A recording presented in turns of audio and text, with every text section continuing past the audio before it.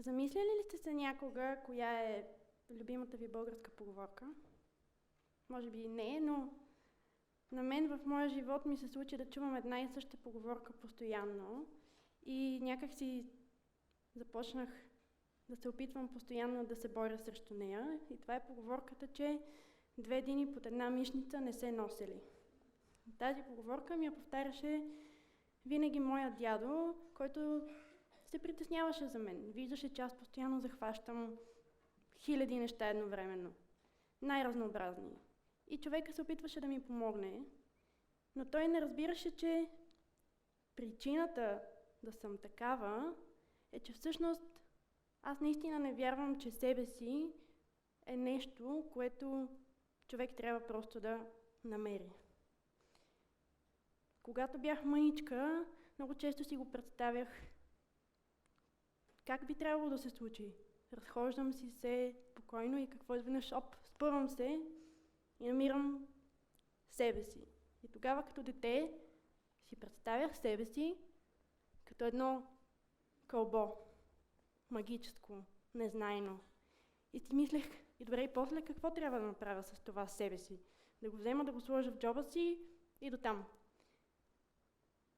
Нещо не ми се струваше съвсем логично и затова започнах да си търся други начини да обясня себе си и стигнах до една теория, която, като съм била малка, не съм чела за нея, но се оказва, че психологът Томас Сас също е измислил. И тази теория е, че себе си всъщност създаваш. И когато научих за това, животът ми стана тотален хаос.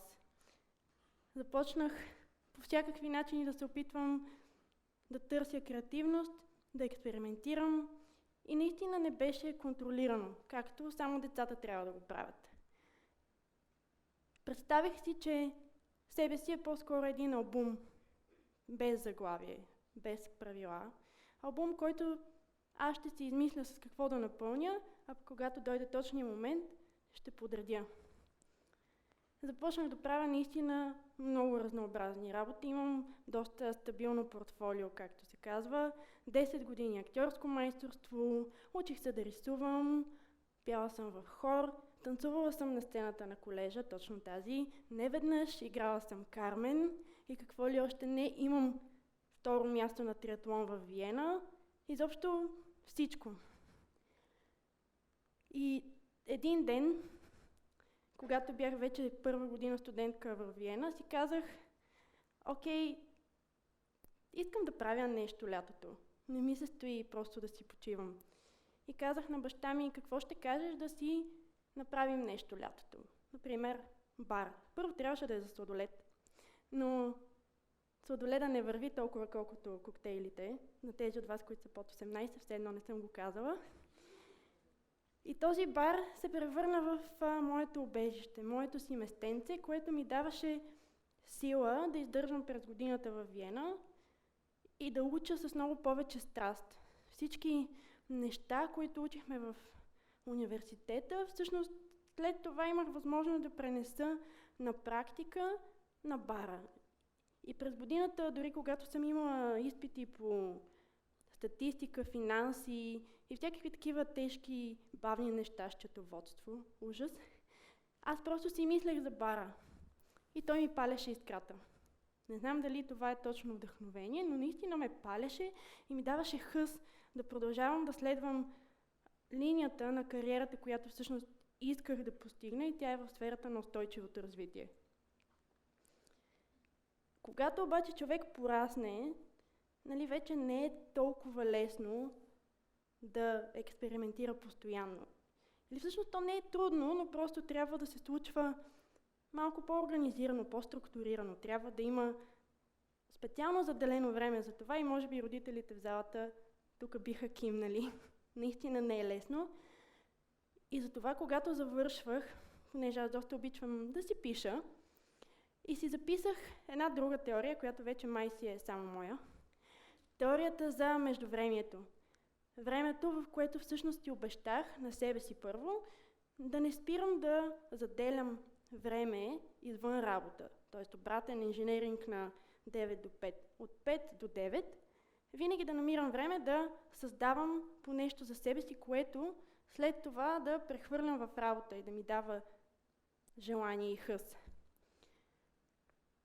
И няма да ви е трудно да си представите, че общественото мнение беше доста негативно.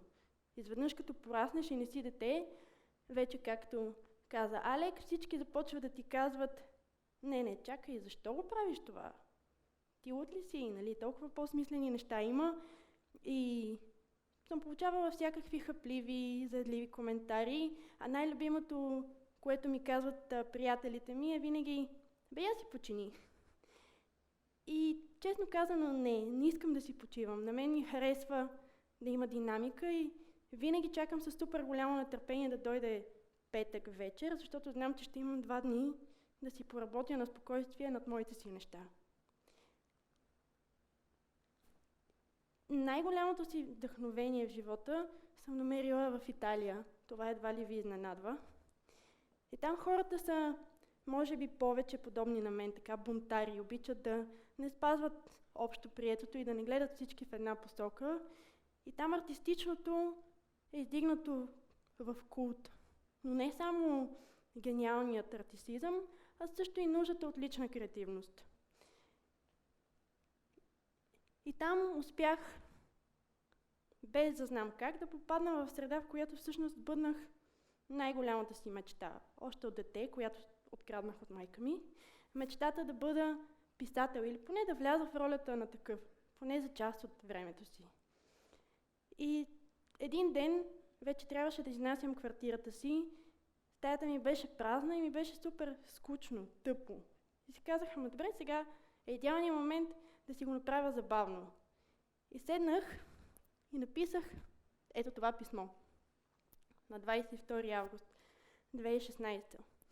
В това писмо създадох един измислен герой, който се казваше Робин Алба и беше мъж. И той разказваше своята странна история и искаше да привлече читатели и хора, които да му помогнат да стане писател. Наистина имаше част от мен в него. Отидох в любимия си бар в Милано и го скрих. И вълнението, което изпитах, беше уникално. Беше, може би, най-големия адреналин, който съм изпитвала. Аз съм скачала с парашут, бънджи, парапланер, карала съм картинги, мотори, всякакви неща. Тоест, това е нещо, което най-силно ме разтресе. Да пусна част от себе си, да пътува в света. И да знам, че някой реално може да намери това и да го прочете. И тогава, когато го оставих, никога не съм предполагала, че всъщност някой ще го намери, ще му хареса, ще се запише за играта, няма референция към Game of Thrones, и ще започне да се интересува от този измислен герой. Впоследствие натрупах няколко доста редовни читатели, които всичките задаваха много въпроси и винаги ми благодаряха, че споделям, че участвам в нещо заедно с тях, и едно момиче дори се влюби в него. Най-готиното призвание, послание, което са ми казвали, е, че това, че са получили писмо от непознат, всъщност ги е накарало да повярват искрено в другия, който няма образ, не е никой конкретен. Просто самия факт, че някой там навън е седнал и е написал мило писмо, ги е накарало да се почувстват по-добре. И това мен много ме вдъхнови. Наистина разбрах, че просто така съм напипала някаква жилка, нещо, което закача хората. И започнах да се интересувам още повече от това. Прибрах се в България, продължих да пиша писма. И с времето, колкото повече хора разбираха за това какво правя, ми даваха ми сила да направя нещо още по-смело. И ме убедиха, че мога да стана по един или друг начин част от културната среда на София. Насърчиха ме. И започнах вече да правя MeTime като социална платформа. Платформичка, в която си задаваме въпроси и си отговаряме в истории с писма. Истории, които след това разпращаме на непознати, за да им вдъхнем надежда в местната среда и да се опитаме да подпалим една култура на добрина и на повече човечност един към друг. Най-големият ни конкурс е винаги на Коледа. И тук сега ви показвам, това е последното ни събитие на тема Силата на желанието. Тази година, т.е. миналата, получихме близо 400 писма, а на финалното събитие дойдоха, може би, около 200 човека. И истината е, че в тези кратки моменти, в които се събираме и си говорим, ние наистина успяваме да се свържем с нещо измежду нас, което е отвъд злободневното. Съвсем отвъд всички дребни битови неща, които ни тормозят. И тези неща ни карат по един или друг начин да бъдем по-успешни в останалата част от нашето развитие, нашите цели. Раздадохме общо над 5000 писма миналата година в цяла България. И получихме много обратна връзка за това как хората попадат не просто на готина история, а на история, която е била написана все едно точно за тях. Успяхме да създадем много приятелства, изобщо имаше някаква уникална магия и все още има, която аз не мога да обясня с нещо практично. Нещата просто се случват, аз се опитвам да ги усетя и да реагирам спрямо тях. И тази година направихме един конкурс за 14 февруари с желанието да предизвикаме хората да излязат отвъд клиширания Свети Валентин. И темата беше всички любовни писма са смешни. И това писмо, което тук ви показвам, достигна до, може би, повече от 1 милион човека в България. Това е малката Маги, която казва, вече сте го прочели, но все пак, любовта в нашето семейство е като яйце. Аз съм жълтъка, бати е белтъка, тати е черупката, а мама е кокошката, без която ние не можем. Силно се съмнявам, че майка я е помогнала да го напише.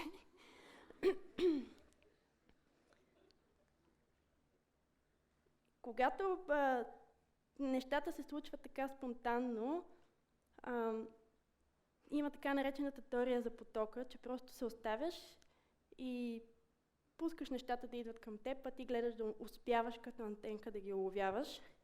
И така тази година също направих един манифест за вдъхновен начин на живот, защото се опитвам да предизвикам тази мисъл в хората и да адресирам този факт, че много от нас смятат, че почти целият свят е отвъд пределите на възможностите ни.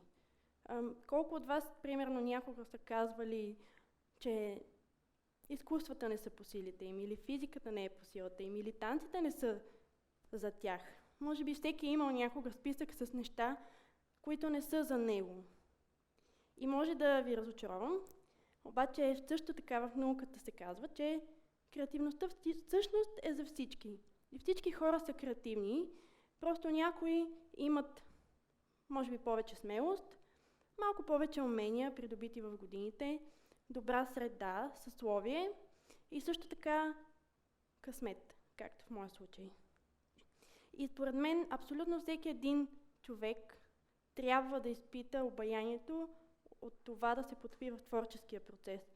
Защото то не се прави, за да постигнеш нещо конкретно или да създадеш шедьовър. Прави се, защото обогатява живота ти и така да се чувстваш просто по-добре. Това, което аз искам да кажа на вас днеска е да не се страхувате, да си изберете палитрата, с която искате да нарисувате вашия път и просто да не се страхувате да се нацапате. Благодаря ви.